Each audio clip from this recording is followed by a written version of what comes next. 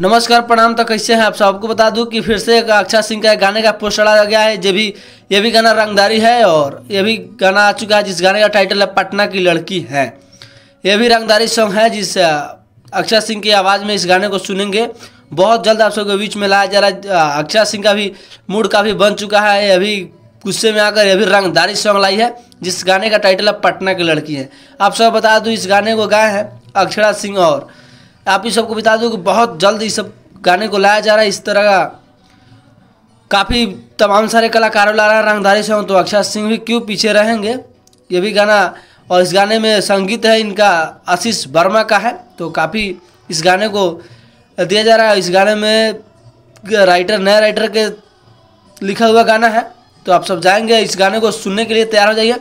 पटना की लड़की है, आप सबको जाए इस गाने को सुनो। और चैनल पे पहली बार आए हैं तो चैनल को सब्सक्राइब कीजिए। इस तरह का कंटेंट आप सबको दिखाता रहता हूँ।